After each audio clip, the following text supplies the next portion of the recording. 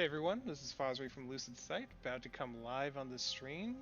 Thanks for joining us today on June 11th. We are here to do kind of a dev update, a little bit about our Star Trek event, a little bit about the CSC universe, and some exciting stuff we want to show you and share that's coming to the CSC universe. So, to begin, let's go live. Alrighty, I'm going to start with just popping in game here. It's going to reduce my music volume a bit. Can you guys hear me now, or is the music still too loud?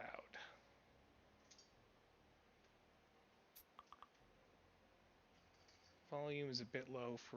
Okay, hold on one second. Is that better for mic volume? Can you guys hear me?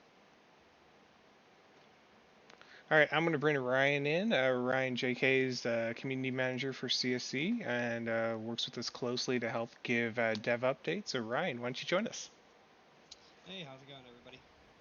It's going good. Glad to have you today, and I hear you got lots of questions for me, so looking forward to that. Yeah, we got a bunch from the community posted in Discord. Cool. Well, I'm looking forward to going through those with you and getting this going. So to start off with, I just wanted to do a quick update. CSC is currently at our 0.9 state, and we have a couple major milestones we're going to hit in 0.9. And I think the biggest one I want to talk about is persistence. The entire game loop kind of pivots at this point once persistence gets live. What persistence means is users will be able to... one second, looks like we're still a little bit quiet. Ryan, let's see. Can I get you to talk a little bit louder? Or can you talk? Yeah. There we go. Can you guys hear me better? I think I got your volumes up here. Alright, looks like we're good. Cool. So persistence is basically the next big step here for us in the near-term updates. And as you probably saw the notice already, they rifts entering our universe are destabilizing for a few days. Our plan throughout the next 6 weeks is the rifts will come and go. Each time they come back, something subtle might change. What we're hearing is these rifts are damaging space-time. And as space-time gets damaged, unexpected outcomes can be expected for commanders in our CSC universe. The first of which is going to be an introduction to persistence. So we are going to roll persistence out over the next several weeks, starting first with this next Rift event. In this next Rift event, there will be some potential loss of modules. We're going to modify that percentage as we roll this out. So first week, it might be 90% of modules stay in your ship, 10% are dropped. A few days later, it might be that 90% of modules stay in your ship, 10% are destroyed. And then following after that, 80% of modules stay in your ship, 10% is dropped, 10% is destroyed. We'll slowly move from there, and depending on how well the system's working and issues that we see coming up, eventually we're going to get this to our actual true point of 50%. And with modules similar to other cargo that you currently have in your ships, like ore, when your ship's destroyed, it'll all drop. Modules will all drop. 50% of them will end up in a cargo container. The other 50% will be destroyed forever. So we feel this is going to be a significant change to the game. We're experimenting and testing ways of adjusting this, making safe space a little bit easier to play in, where not all your modules drop, or some of the modules stay on your ship, just so new players and players that are still figuring out the CSC universe have a gradual introduction to this point. But I think loss is a really important factor for the game, and we're looking forward to rolling this out. One big thing that's going to happen with loss is all of a sudden modules, ships are going to modules, and then eventually ships as we roll out the insurance system and explain how that works in the terms of persistence. We will start seeing quantities of items in the universe go down. So things like a photonic cannon, which there can never be any more and can't be crafted. As ships with those on there get destroyed, if it is part of the 50% that is destroyed, those items will go down over time. This includes all standard weapons and missiles, and what our expectation is, especially as we introduce new areas in Fringe for you guys to tackle NPCs and farm out some great rewards. There's going to be a significant amount of modules removed from the game universe. As these are removed, this is a great opportunity for you early commanders who've set up manufacturing and have started creating these modules to start creating a pipeline and workflow to create modules and deliver them to trading hubs across the CSC universe so players can replenish their supplies.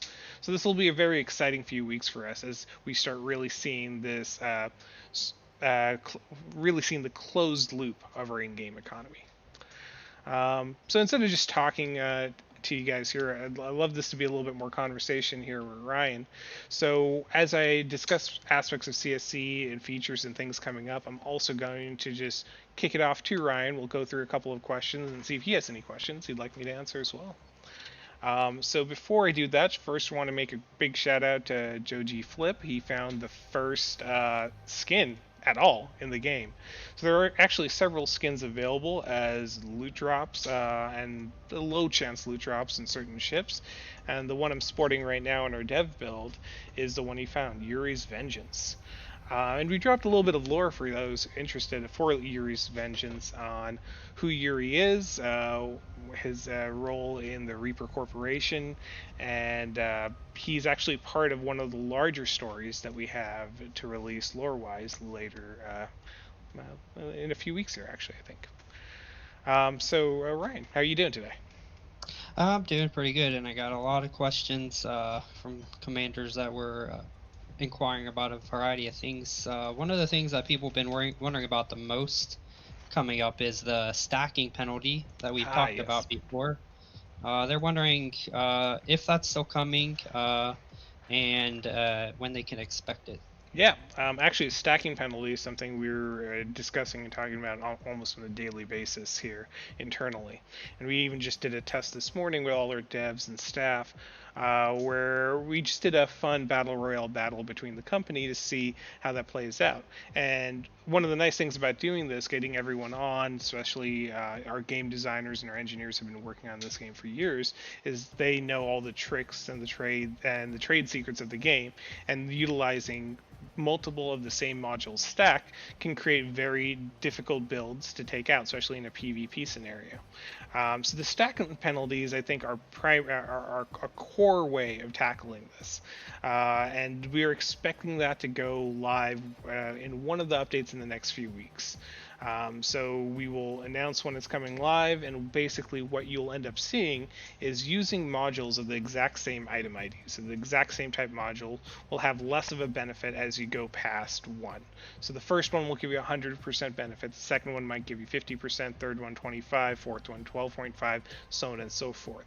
That way, one, we're encouraging commanders to use a variety of modules. So if you do want to have additional benefit, you're going to have to stack maybe one 4x4, one 3x3 of different types, and then you're going to start seeing more of a benefit.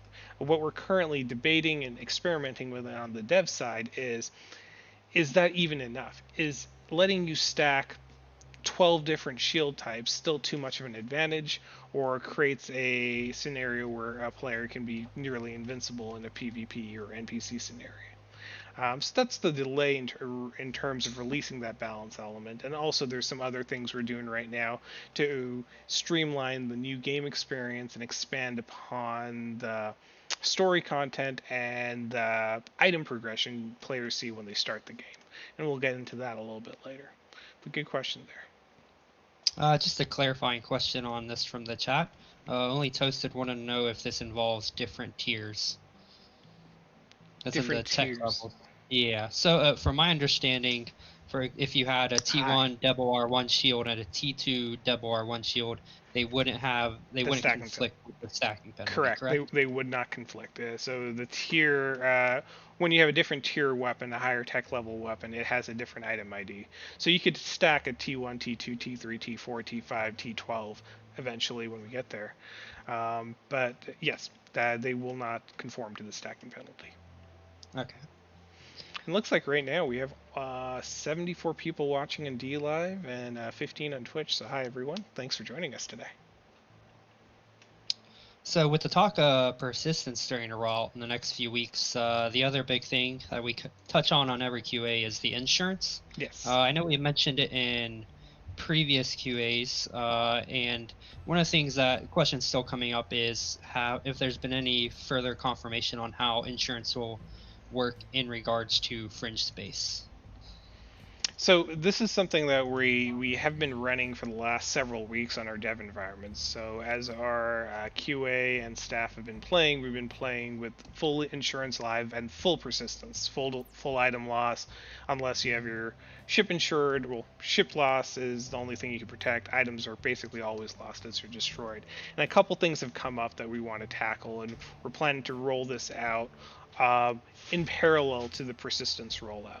One is how to handle core space. So core space is supposed to give players an opportunity to play in a safe and controlled manner. And even though PvP is impossible in a system like Sol right now, NPCs are still destroying new players coming in. So one thing we need to do is either provide new players with better equipment so they can stand up to base level NPCs so there's less risk of destruction, and then insurance and persistence in the way we currently have it would work completely fine. The other option is creating a different set of rules for insurance when you're in core space versus fringe space.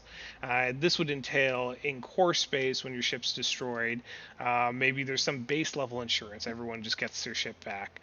This is something I'm not a fan of and I kind of want to stay away from, and this is a discussion we're having with the design team, because I really feel the true core to this game, similar to Eve and other games of this type, is if your ship's lost, regardless if it's safe space, low security, high security, core space, fringe space, your ship is lost. At that point, you're going to need to replace that ship either by mining more and constructing one or buying a cheap ship off the market.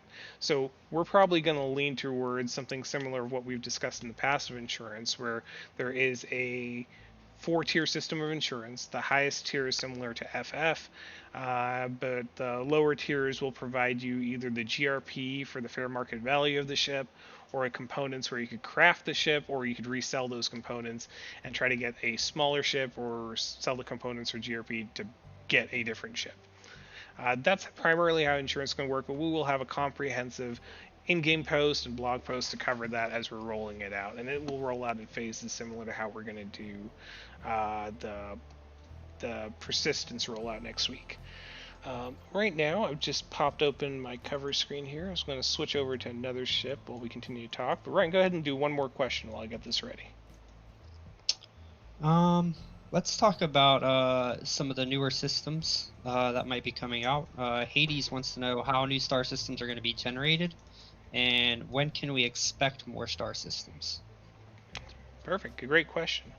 We actually have star systems, new ones, in queue for our next several milestones. 1 second here while I undock. So new star systems are generated just like our old star systems. It's a little bit procedural, a little bit design work. So one of the big things we're doing right now is we're touching up some of the current star systems that have basic skyboxes, and the planets are all that duplicate of the same planet. So we will be slowly rolling out updates to those. Once we have all these star systems addressed, where they have a unique look, they have unique planets, and there are more general spawn points, more than what we currently have, so giving players a location where they could farm a particular type of resource or look for a particular type of equipment. At that point, we're going to start releasing new systems, 10 and 15 at a time, on one of our weekly updates. Oh, nice. I'm going to share.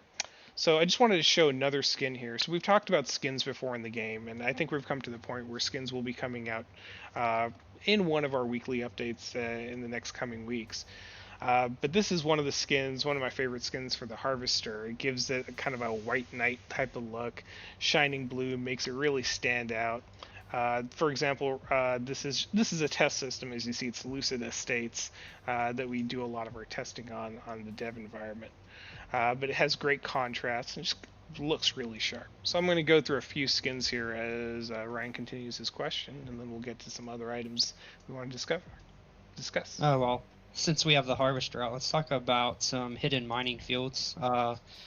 Tyrannus was wondering when hidden fields will be added to more star systems, and when we can expect further development of exploration in the game. Yes, great question. So they actually tie together hand in hand. So hidden fields are stars are resources, or not resources, are asteroid belts that have no resource beacon. So for players that are new to the game who have never seen this before, asteroid belts in our game usually have a resource beacon that helps you identify it on the system map.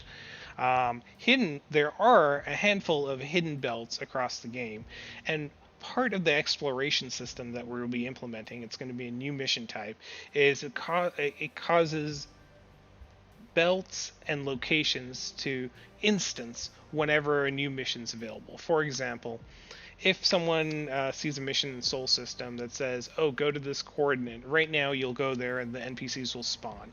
What's going to change is you'll go to this coordinate, and instead of NPCs just spawning out of nowhere, you're going to have an asteroid belt or some wreckage or a drone nest or a pirate's den and some environmental assets around it. When that, for the time period that mission's available, be it 8 hours, 12 hours, a few days, that location will be mineable. It might have some secret resources, it might have some hidden items, and we're going to use a similar method to that for these hidden belts. So missions will help you discover where these hidden belts are, and then you'll have an approximate time frame of how long they'll exist. So they're not going to persist forever like some of the hidden belts that we currently have. And during that time frame, the idea would be, well, one, you want to get that mission and complete it and reap that reward. Two, you want to be able to capitalize while that mission's going on. And I think we just hit 100 viewers across all our media channels, so congrats. Thanks everyone for tuning in today. I hope that answers the question there, Ryan. Let me know if I need to elaborate further. No, I think we hit on it pretty good. That's pretty cool. I never thought about having temporary hidden fields like that, especially tied into the mission system. Yeah, this comes back to something I've been talking about Discord in a lot, is like we've added a lot to the game, but we've kept things hidden spawn points, hidden drone nests, hidden areas where NPCs will pop up. But the problem is, space is big. Even CSC, which is not true 1-to-1 scale, we've done our best to gamify it. It's still really hard to find these. So this kind of all ties back to our mission and assignment system. We want to start feeding information to players that give hints and directions to where some of these items are. And then it's still going to be up to you guys to share that and disseminate that information. If someone finds a random mission Jupiter station that all of a sudden leads them to an instanced area where there's a bunch of asteroids or containers that they could deconstruct, or other items they could find, it's up to them to let their friends know, let the community know, let their clan members know. It's completely the user choice. So I got another skin here. So this skin I think I've shown a video of, but I've never actually shown in game so far. This is one of my favorite Voyager skins. It's a digital skin. It's the only animated skin we currently have now. But as you play with the skin, you'll see that you have computer-like code that just streaks up and down the full black body on the ship. It's actually pretty cool. This is going to be one of the rarest skins in the game, so similar to Yuri's, it'll be a low drop rate, and you'll find it either through some very rare spawn missions or through drop rates of certain types of NPCs. And this is something else we're trying to figure out, what's the best way to communicate to you guys which NPCs provide what, instead of straight telling you, wrapping this into lore and hints in the game. Nice. Since we're on the topic of missions, I have a mission-related question from you, yeah. Ryu the Dark of the Gorn Hegemony. He wanted to know how many different NPC factions we will have giving out mission lines. At the full launch with 1.0. Absolutely. Well, actually, this would be a good time for me to show you one other thing. So I'm going to switch scenes here real quick. I'm going to show you a concept of our new galaxy map. So you should be seeing right now our new galaxy map. It's still 3D. You'd be able to tilt and turn this, and everything will recenter and focus on. And you'll notice that there's flags in certain systems. Those flags represent 4 of the main factions that we'll have in the game very soon. This is a big part of the assignment missions that you're going to get and what you're going to see coming through. And these factions are separate from the GFI, the Galactic Federation, and they all form FSC, Free Space Coalition. There is a mining faction, a trade faction, a more technology-focused faction, and then our pirate faction that you've probably seen in several missions so far.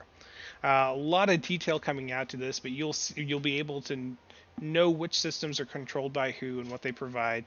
This is just a mock-up and a representation. Those systems aren't actually controlled by the factions, so don't go and think any of that. Majority of the systems at the start of the game will be controlled by GFI, but a big part of what our Season 1 event's going to be, Expansion Wars, is a fight for GFI and other FSC factions to claim territory within the game. That's very cool. Very cool. Go back to my game here. All right. Go ahead and go for a next question while I queue up the next ship. Yeah. Let's jump into a different feature that we've all been waiting on for a while. It's a post 1.0 feature, fleet control. Yes. This question's from Nabanid from Empire. He kind of just wants to know what the vision is for fleet control and like how much control we will have over them. Like, will we have to manually control each ship, or will they be automated while mining? Just the general gist. Sure. Of it. So yeah, fleet control is a post 1.0 feature, and the idea for that is through a module add-on to your ship, you'll be able to command, well, both the module add-on and providing crew to another ship. You'll be able to command up to 3 ships is currently our vision. So if you're out mining, you would be able to switch your UI. Imagine, like right here, I'm actually showing one of I think one of my favorite destroyer skins. It's called Golden Destruction. It's a burnt gold skin that could go on any destroyer class ship. Imagine you have a fleet of destroyers, or let's say 2 destroyers and a harvester. In fleet control, you'd be commanding one ship, the other 2 will form into a formation and follow you. You head over to an asteroid belt, you'd switch from the one ship that you're controlling to, let's say, your harvester. You could start at mining on certain asteroids. At that point, you could switch it back to one of the destroyers and fight off NPCs or do a little local exploring. Once you get out of a certain control radius, the ship will stop its activity and come to you. Areas that we're still designing and conceptualizing is like, let's say in mining, if you target one asteroid and you put it on there, it'll probably be done within a minute or 2. Well, that's not really a good enough time. You don't want to keep flipping over to the ship. So the thought was, well, maybe it goes through your entire target list. So you switch over your ship and target 10 asteroids. And then as long as you're within range, it will maneuver and continue mining those, collecting resources. I kind of don't want to go too far into this feature, mainly because it is post 1.0 and we got a lot of stuff on slate to deliver, optimize, and improve before we get there. But that's the general concept of what we're looking to do. Okay. Yeah, that's good to know. Let me see what else we got here. See if we got anything in chat. I'm going to have a little bit of fun here while we're waiting. Since everyone's been taking out those destroyers that dropped the Yuri, I'll see if I can get a few to join me here. And let's have a little fun. Go ahead. We did have one quick clarification question regarding insurance. Some players want to know if there will ever be a case where you can lose your ship regardless of insurance in fringe space. No. No. If you have the top tier insurance, there is currently right now no plan to have permanent destruction if you have insurance on there. there has been some talks about doing things like anomalies or space that's even more dangerous than Fringe, but this is well past Mhm. 1.0. I think it's going to be risky enough going into Fringe, and the insurance is going to be premium enough where it really needs to be a decision that you need to make. It's probably more cost effective not to put insurance on some ships and just run hot, run with a cloak, be ready to just pop out of there when enemies approach. Yeah, yeah. Um, what we have? What'd you have? What'd you spawn here? More So destroyers? the Revenant MK1s, these are the Mm. ones that actually drop the Yuri skin. I am, cheating on our dev side here. I'm running Tech 4 uh, weaponry, the Solar Storms, and they're just tearing right through his shields and armor. It's satisfying destruction. So with the destruction, Axe also had a question on the mod loss. I believe with when mod loss is implemented, that it's going to be random, correct? So if you Correct. have Yes. 100 mods equipped, it'll just be 50 random mods. Exactly. So it'll be Yeah. 50 randomly equipped mods that you currently have. So I am actually going to use this time as we're doing a question just to show you the whale. It's been a while since I've shown the whale. It's something coming in recent in very near term updates. It's pretty much ready. We've been playing with it. We're just fixing up some of the animations and cleaning it up a bit. It should be ready to go. Cool. There we go. So this whale is improved from what you've seen before. It actually has its own attack abilities. This is a test whale, so it has like 10 HP, and I'd kill it in one shot, and it could do almost no damage to me. But just wanted to swing by and give you guys an idea of its scale, size, and it should probably do a couple of its attack animations on me here, as it's getting a little too close for comfort. Oh man, it has some amazing sound effects. I don't know if I'm actually transmitting the game sound at the moment. Ooh, yeah, Oh, is that like a tail whip attack? it's a tail whip attack. The creatures have some physical attacks that you normally don't see. Ooh, and there is its plasma breath attack. Uh, it is definitely coming at me here. Oop. Yeah, a whopping 10 damage right now. This is going to be actually a pretty insane attack when we actually release the whales in and we get these ready to go. You're gonna.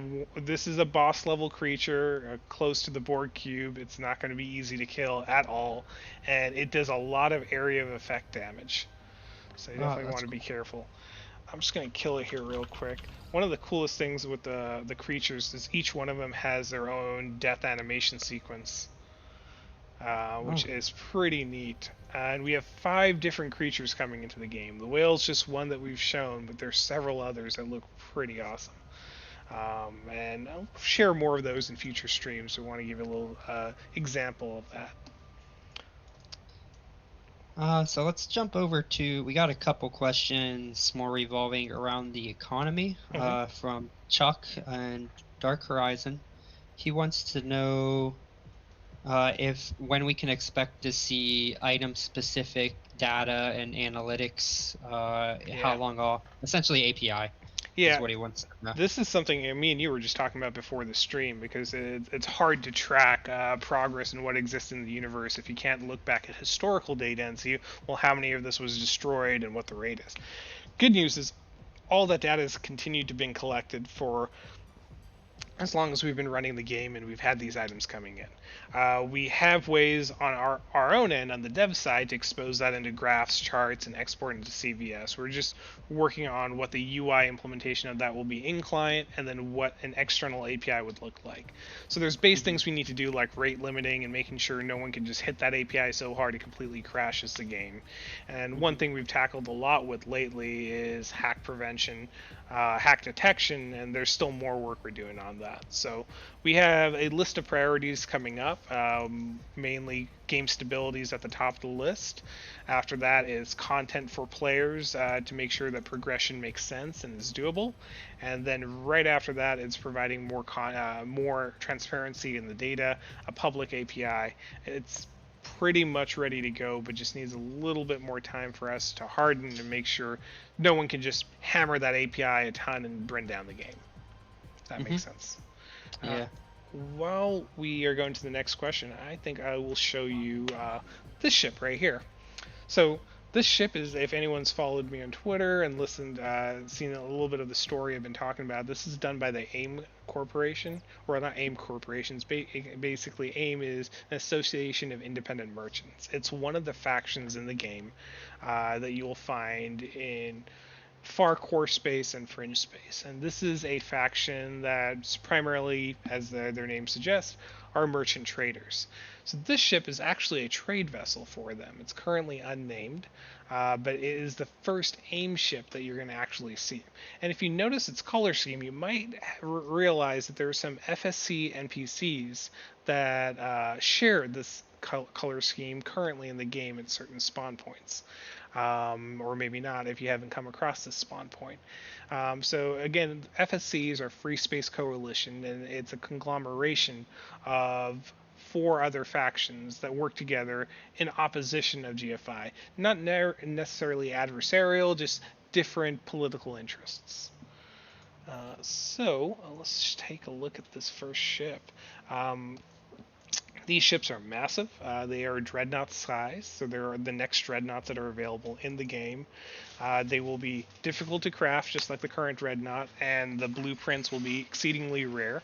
What we're trying to do for rare drops like this is not only is there farming as an option, which is the harder option, we want to create some mission paths, some side quest missions, some secret missions, all tied to how our GFI ranking system works and assignments, where if a user discovers it, they could go down this path of missions where the reward might be a couple blueprints for this ship. The key thing we're working out as we're doing all this is we want to limit the amount of botting that could potentially happen. So if we created a mission where if you just had to complete that mission with no prerequisites or no rank, users will just create hundreds of accounts, get all the blueprints, and then that would ruin the fun and excitement for everyone else. So whenever we do missions of substance with valuable items like this, we're always going to do it. There we go. We're always going to do it in a way where there's a certain amount of game time and play time and rank that you had to reach before that mission even becomes available. So a big part of like how we're looking at our content release strategy is based upon preventing botting and preventing abuse of the game systems and ensuring like the integrity and value of the items. For example, the Yuri skin that just dropped, extremely rare drop. We actually thought this would drop sooner, but this is when we realized a lot of the spawn points, the secret points, the ones that aren't mapped, that are almost impossible to find, haven't been utilized. And that's areas where a user can go and then farm for a couple hours to find this item. The mission versions of those ships have a much lower drop rate than the farming points, because there's some level of grind for reward that we do want to have in this game. So there's hidden spawn points out there now that can be found? I'm going to say can be found, but likely to be found, no. No. Yeah, their radiuses are tiny. They don't have, if you've noticed currently, all our new spawn points tend to have at least some item to indicate you're at the point. So either a drone nest or wreckage of a ship. We're going to be expanding that as we expand our spawn points out.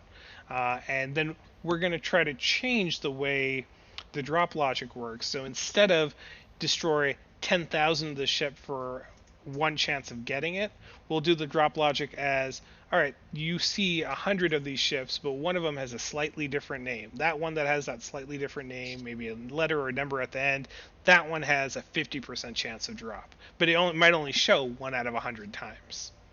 So basically like rare spawns. Exactly. So rare spawns that have more of a guaranteed drop. Yeah. So this is this bad boy right here is going to be one of our transportation dreads. So its main focus is going to be hauling cargo around the universe. It's going to be slow. It's not going to be well armed. It's not going to be able to tackle a battle like the current dreadnought we have, Sigmas. But what it will be able to do is move vast amounts of cargo or resources, modules. Our expectation, especially as persistence kicks in and the gameplay base increases, is there will be more need for modules and components in local and fringe space. Especially as you start leaving outside the jump gate network, travel's hard in CSC. It can take hours. Last thing you want to do is have to jump back to get one part. Instead, you want to count on players that can come and deliver those items to you or bring large quantity of those items to far off locations. And we'll talk about that with the Expansion Wars season after we showcase one more ship here. Let me see what else we have for questions here.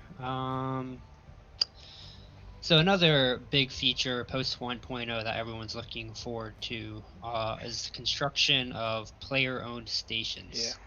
I think the biggest thing everyone knows those are a bit off, but there's already people stockpiling ore and components for that. So, do we have a general ballpark of how much ore or how much crafting time will be required to build a player-owned station?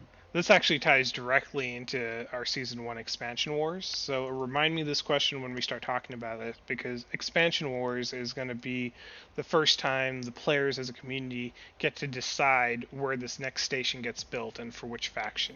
And that example of the resources required is going to be our baseline to determine what the final construction costs for a player-owned station is going to be. Oh, interesting. What else do we have here?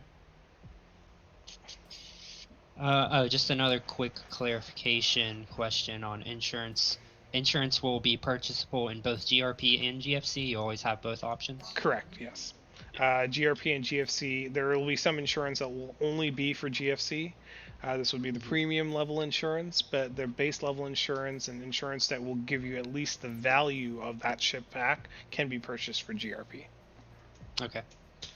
That actually brings me to another point that we've been discussing quite a lot is GRP sinks in the game. Like, what do you use all this GRP you're collecting for? And I think we've talked about this before, but just to be very clear, the end goal for GRP is to buy technology from GFI. So GFI might have a new skin or a new blueprint. Large quantities of GRP will be consumed getting that technology from GFI in a limited fashion. It won't be thousands available for sale, but there might be one that pops up on sale in a fringe station or a far off core station that will be available for the first commander that goes picks it up. One more thing on insurance. Crypto Mover wants to know, does the insurance have to be purchased before you're blown up, or can you purchase it after the fact? Before you're blown up. Nice question, though. No, this is part of the reason we haven't rolled insurance out just yet, even though we have it functional on our dev side and we've been play testing with it. There's even been times when we've been playing we'd forgotten to buy insurance for a ship, and then we'll lose it on our dev systems. And in dev we could just spawn it right back. It's not a big deal. So we want to make sure there's enough warnings for the player. Pop-ups and dialogues. If you're undocking with a valuable ship and you don't have insurance, like, hey, real quick, know what you're about to do. Or if you're jumping into a system or FTLing to a system where PvP is enabled, a warning. If you're leaving from core space into fringe space where basically anything could happen, again, another warning. So these warnings and indicators are kind of key to us because we want to make sure players have a good experience. But you know what? In the end, I would just be very honest, it will be frustrating. People are going to be unhappy when their ships get blown up. $100 ships, $1,000 ships might end up being lost. No, probably will end up being lost. This happens in EVE. I remember the first time I had spent weeks saving up for a large cargo hauler, and my first run just got popped. How frustrating that was. But also I remember that determination that made me. It's like, all right, I could do this again. This time I'll do it better. The beauty of CSE and like where we really stand out, where we differentiate between these other games is the distributed nature of our economy in the game. Players have true control over the assets. You have the option of buying this from another player. You as a player, you come in and help your friend or help other players by creating items and distributing it to them. That's what's really exciting about it. Yeah, since we're actually let's shift over to the ship you have out now because this is one of my favorite ships I've seen. So this is a Phoenix ship. It's a logistical deep space vessel. So it's not pure cargo. It's designed more for ships and personnel, but it's meant to help help do fringe missions by providing a base of logistics. Now, what that means exactly is still a little bit flexible. We're working on a pretty cool feature that could potentially allow players to dock onto the ship while it's in space, basically making it like a mobile station where you could then initiate repair and do some limited activities like refitting and changing your loadouts. So that's the goal for this ship. All those features aren't there yet. Initial release of the ship might just be the ship with hangar bays for transporting ships and moving personnel. But the vision here is it's a logistical support vessel. This actually might be one of the harder ships to craft, probably a more valuable ship because of that role. But right now the first Sigma battlecruiser is a very difficult ship to craft. So I'm looking forward to seeing the first one come out, created by a player. And these, it might be a while before we see them live in game outside of NPCs. Okay. Yeah, I expect the ships like this to be a prime target for guilds out there. They're going to be pushing, have these in the support for the battlefields and everything out deep in Fringe. Yeah. It's going to be exciting out there in Fringe. Exciting and terrifying. Well, that's half the fun. Like, really, this is where persistence is really important. I'm really excited to get that in there because so far we've all been able to play and have a great time, but there hasn't been that true level of loss. And I guarantee you there's going to be frustration. I know our support team's not looking forward to the tickets coming in about their ships being destroyed. So we're trying to make sure we tackle a lot of the core issues first. We have a whole new wave of anti-hack and anti-cheat updates coming next week. These will basically close the loop and make us pretty much cover everything we know is currently possible in the game, helps us identify who they are and auto ban them when these incidents occur, and balance the playing field for all players. So that will be exciting. Once we have that locked down, then we feel comfortable. Let's start introducing some persistence, then we'll start including some ship destruction, and then once we have persistence and ship destruction, that's really where we've kind of held back on kind of opening the floodgates into Fringe and other systems in terms of resources and quantities.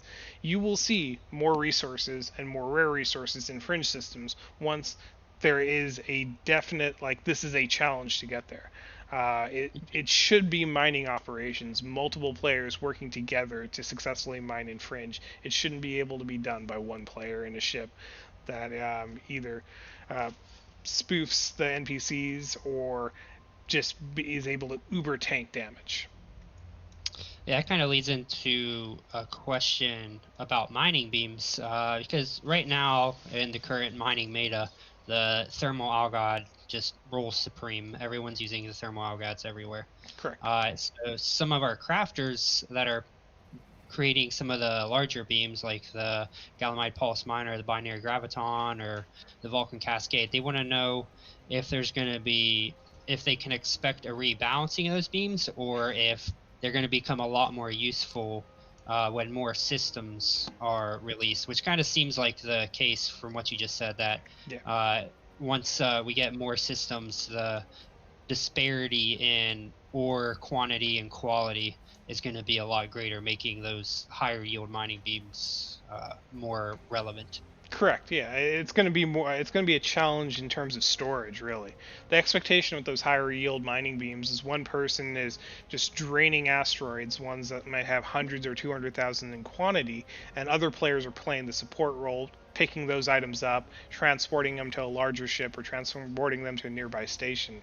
So basically, you're draining it out, and you have basically enough cargo capacity to hold a little bit of it, jettison some, and get other players to come ferry it away for you. It's going to be a mix of a little bit of rebalance on those beams to make sure their value proposition is correct, their use case makes sense, and also it's about increasing the quantity. And we saw a little bit of this when we did some of the heavy concentration points. Like, you should see mass quantities of ore in these asteroids, and most of it should be junk. Beam specializations, beams that are able to pull specific ones, should be more valuable. There's a trilite extractor beam that if an asteroid has trilite in it, and they might have 100 tons or 100,000 tons of iron on top of it, that Trilite extractor beam should be able to pull that Trilite out first without going through those hundreds of thousands of tons. But it's a small quantity. Now, let's use the example. Let's say if there's 50,000 tons of Trilite in an asteroid that has 1 million tons of ore. That Trilite extractor beam is going to be very ineffective at getting that. You might be better off just blasting through that with a larger, higher yield beam to get all that overburden off first, collect the resources, and dump the overburden out in space, or have another user carry that away. Or you're looking for a higher tech level of an extractor beam to pull more of that quantity out. Interesting. Yeah, the extractor beams and the other specialized beams, they're definitely, whenever you find a good field, they definitely help a lot, because having to dump all that ore over and over again that you don't want is a real pain. Yeah, that's another thing we're talking about, is doing a jettison destroy. So instead of dumping the ore out into a container, giving the user's ability to just basically jettison and nuke an item in one sweep. So just like, okay, here's junk ore, really don't want to carry this, don't want to leave a bunch of containers, just destroy this item. It's something we're looking into. Also, we're looking into better management of containers in space. So right now, when you drop an item, you drop one item per container. We're going to make containers reusable. As long as it exists and it's there, you can move multiple items in there through the UI in the game. So you could use one container and just fill that up with as much cargo as you want, up to some capacity limit. We're at 105 total, I think, right now. So thank you again, everyone, for tuning in. This is great. Hope you're enjoying the stream and getting some good info. So I think now that I've kind of gone through a couple of the ships I wanted to show, next thing I wanted to touch base on was the Expansion Wars. So this is our first big season. So we're calling this Season 1 of CSC. Expansion Wars is going to be kicking off here in a few weeks, and what Expansion Wars is going to be made up of is a big introduction to the lore of the CSC universe. GFI, the Galactic Federation that you all are familiar with, is now trying to move into a new fringe system, and this fringe system is being contested by the FSC. And so what you're going to find is you're going to find a non-completed station out in this system, and in this non-completed station you will have to bring colonists, workers, soldiers. You'll have to bring tons of ore and other resources like consumables, food, to help complete the station. But that's one objective, and you could choose to help complete the station for GFI, or you could find one of the secret pirate stations or one of the other FSC stations in that system and take missions on from them that sabotage this operation.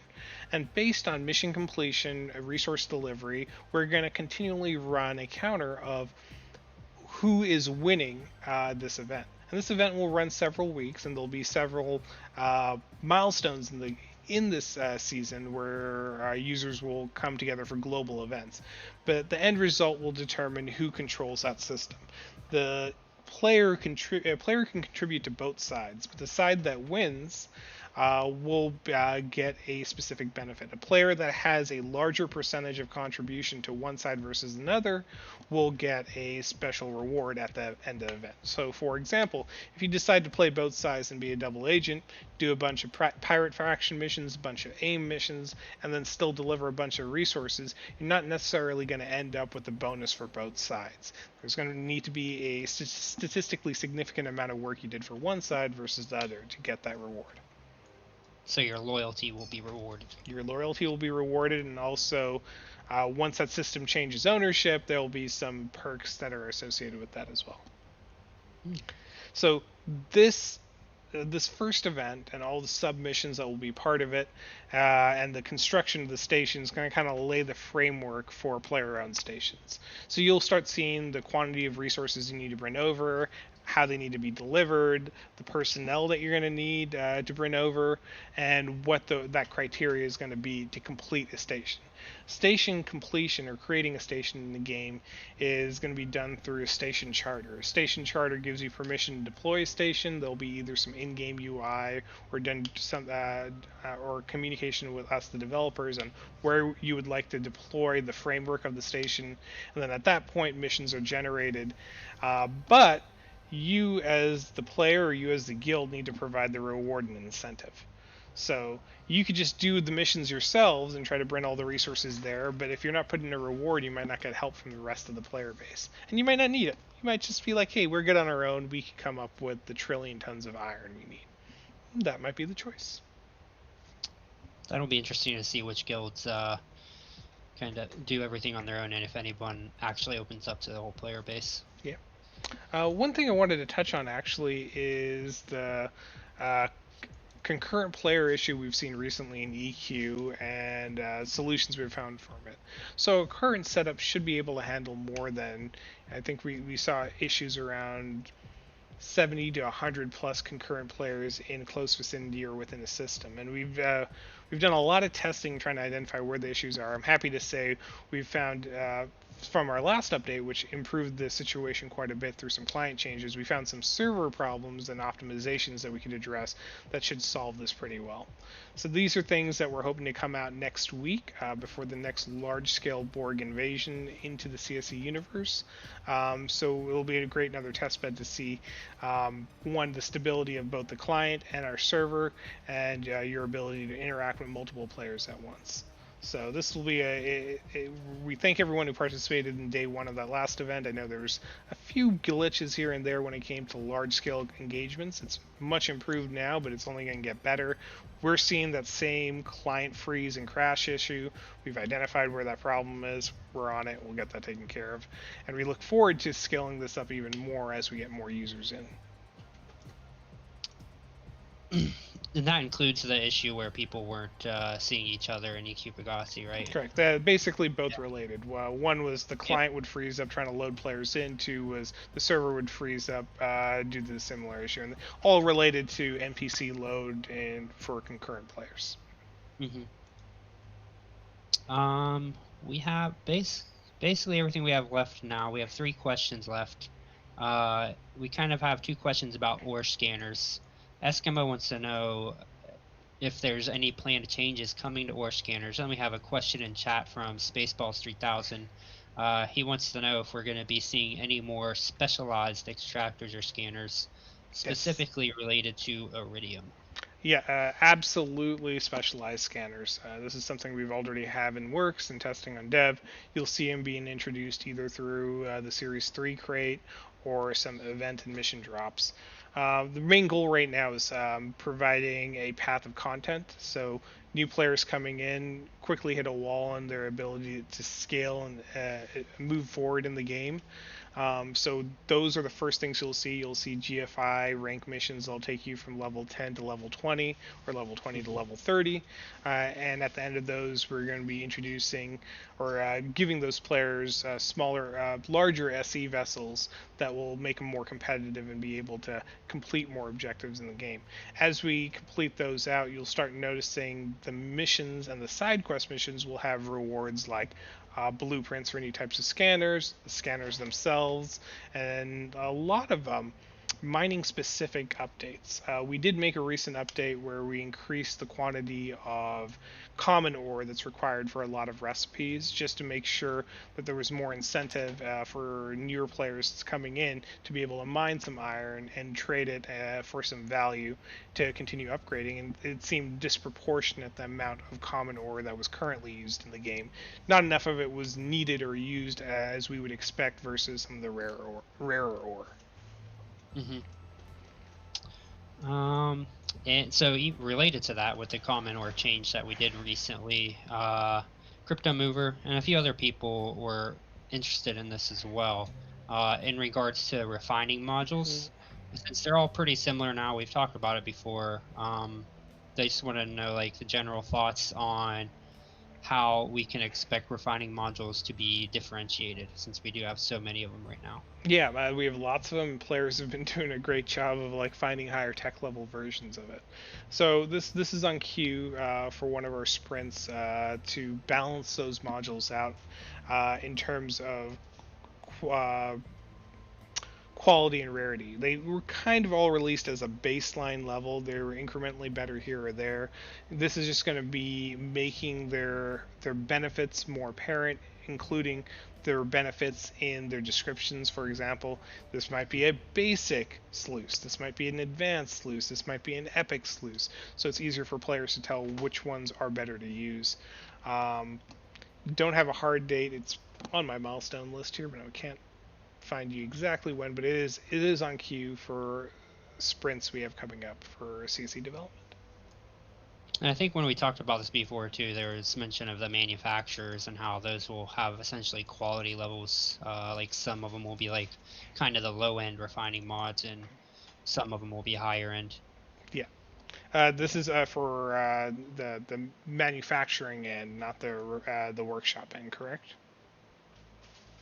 I mean, what you were just referring to.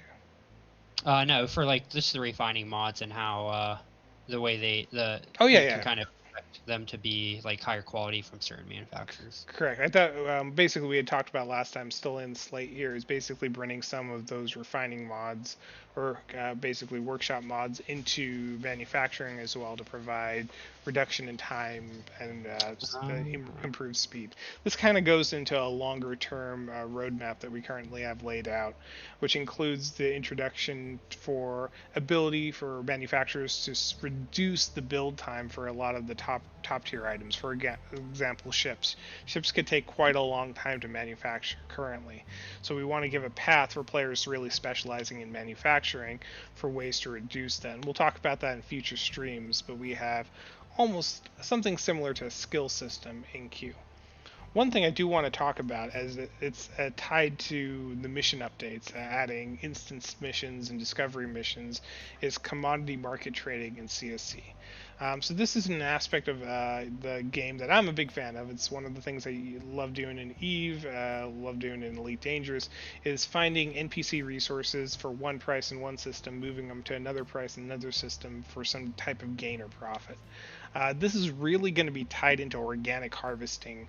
Organic harvesting is going to be a primary use case to, one, get biohexium gas, but also the different fruits and different resources you end up harvesting from either creatures or asteroid plants will be used to create a lot of the foodstuffs in the game.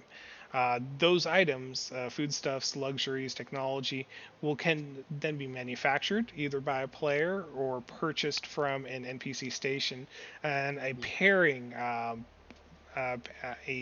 quantity might be found at a different station. So you might have a bunch of protein bars that you make from a certain type of plant resource that you discover. You could then choose to spend the time manufacturing, refining the protein bars into a raw commodity, and take that commodity and craft it or use it through the workshop to create a food protein bar item, and then that item might be in demand in other systems. So all the work you put in to take that 5-cent item might now make it worth 15 cents, and you could go trade in that system to the NPCs for GRP to get an additional value.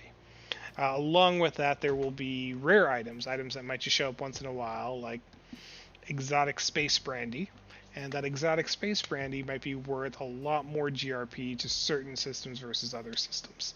So it creates a really interesting dynamic, creates another route for players to increase their GRP wealth in the game, and there might be some tie-ins to how players trade some of these commodities, especially the ones that might not always have an immediate resale value to an NPC faction. I just wanted to clarify on this one because it was tied in to our mission system, and I wanted to discuss it as when the mission system gets its updates, you will see this coming into play, and this is in a near-term update. Oh, that's good to know. Yeah, I know, because there's a lot of commanders that are fans of the transport missions for personnel, so even more transport missions are going to be greatly appreciated, I think. Many more transport missions are definitely coming. You'll see some more advanced transport missions, even for the Star Trek event, I believe, are in queue. Let me see if we got anything in chat here. I think we're hitting an hour, so I think we're close to wrapping up here. If there's anything in chat that you guys have questions for, anything you want to see before we call it? We just hit an hour where we cleared all of the questions from the Discord. That's great. You know what? Let me do one more creature here. Let me find a good one.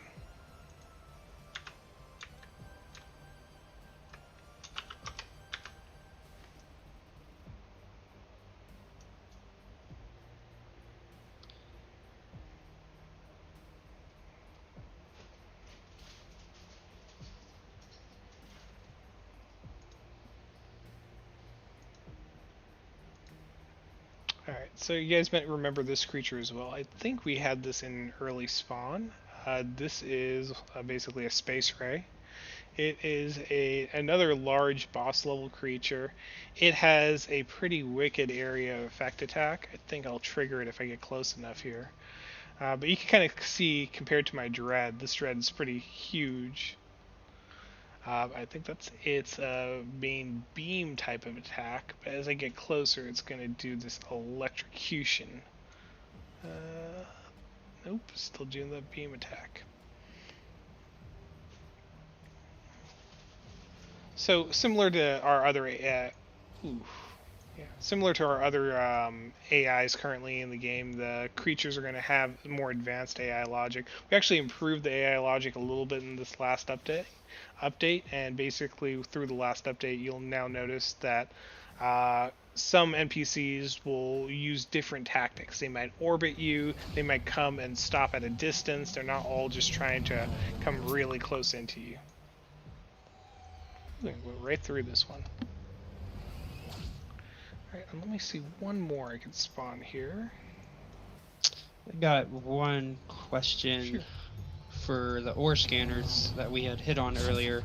Currently with things, ore scanners like Xeno pulse scanners and the Electrum pulse scanners, once you get to the higher tech levels, like a T3, they only detect higher concentrations of the ores they're intended to. So like Electrum, you're only going to get very high concentrations like Altronium, for example. Is that intended, or is that something they can expect to change? Yeah, that's not intended. It should show higher concentrations easier. It should make them more apparent. It should show lower concentrations at the same rates. That's definitely an unintended one. Oh, there's the lightning there, I think I just saw. Right. Oh yeah, I forgot. You could still see my screen when I change the stream. Forgot about that. You get all the inside details here. Let me switch up real quick. I'm going to switch to a smaller ship because the next creatures I wanted to showcase here are much tinier.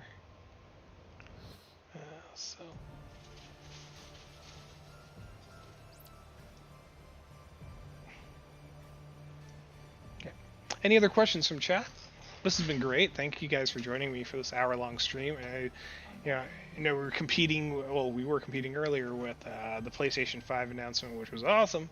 So definitely looking forward to that. CSC and PlayStation 5 someday, maybe. That'd be an exciting time. Let's go here.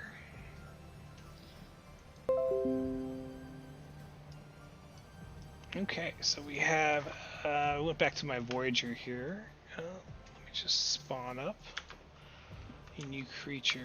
Let's do. Actually, don't know which creature this is, so it'll be a surprise for me too.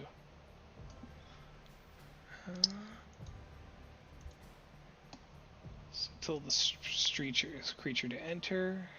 It's coming through. Ooh, all right. So this is, I think, right now we call it our Space Bull. It's a smaller creature. It is very unique in its look. Let me see if I can target it. Just get a closer view. It looks like a tardigrade, kind of. We actually have a tardigrade. This is slightly different from one, but this is another exciting creature you'll see in the CSC universe. Let me see if I could do a few more. I'll do one more for today. What is... Okay. Alright, so we got one more creature coming in. Let's just take a look. Alrighty. Oh, so this is a biter. So basically this is a very tiny creature. These guys will come in swarms. So you'll see them in 15 or 20. They only have a very short range attack, and they basically overwhelm shields and overwhelm players. So these are actually really fun to see when they're swarming around a player. Actually, let me see if I can get them to swarm.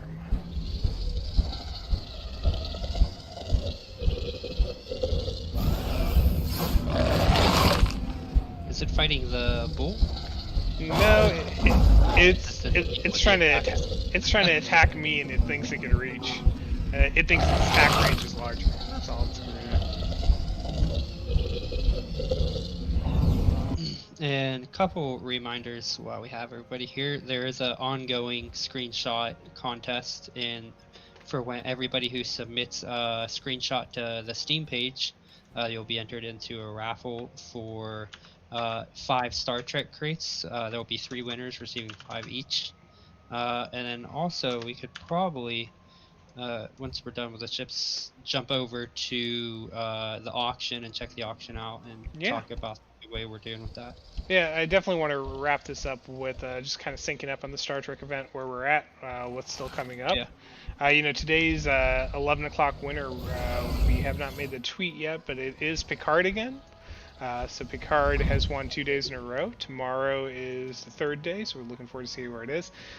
Real quick, if you're looking at the game screen, you see an entire swarm of these guys coming at me. They have a pretty cool flocking behavior when they're attacking in sequence. Quite fun to watch, and they can be pretty devastating when we have their damage set correctly.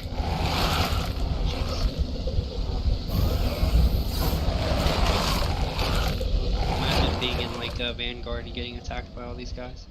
It won't be fun, that's for sure. Alrighty. So, I had a couple more images I want to go through, so I'm going to switch over to those real quick. Let's go here. So, talk a little bit more about what we have here. This was our galaxy map. I had a great screenshot here of the space whale doing its attack. I'm actually, in this screenshot, we are in a not a destroyer, we're in a Galaxy class Enterprise, and the Enterprise is actually inside that smoke. It is so thick that it's completely engulfed the Enterprise. We had a few more pictures, some angled shots of our new dreads. Just wanted to share those. And then some of the hero shots that we've been showing for a while.